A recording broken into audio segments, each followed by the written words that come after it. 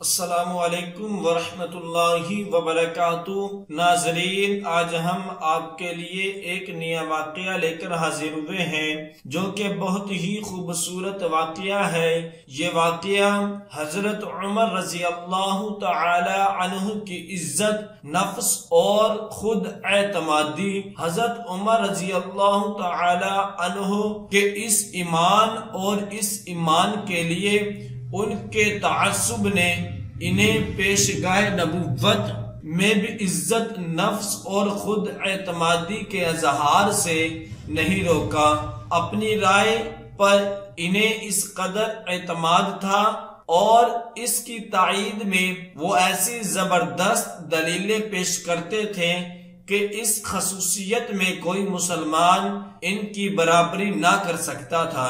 یہ صحیح ہے کہ اس زمانے کے مسلمان جمود و بے عملی سے نا آشنا تھے۔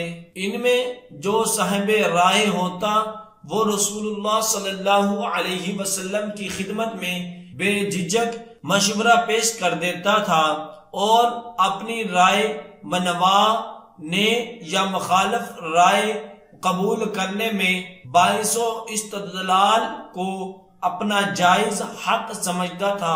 اس معاملے میں ان کی مثال ان مسلمانوں کی سی تھی جو سوزش و بغاوت کے زمانوں میں چاہتے تھے کہ سوزش و بغاوت کو اس کے اصول و مبادی کے آخری نقطے تک پہنچا دے، لیکن حضرت عمر رضی اللہ تعالی عنہ کی صاف گوئی اور جرأت ان سے بڑی ہوئی تھی۔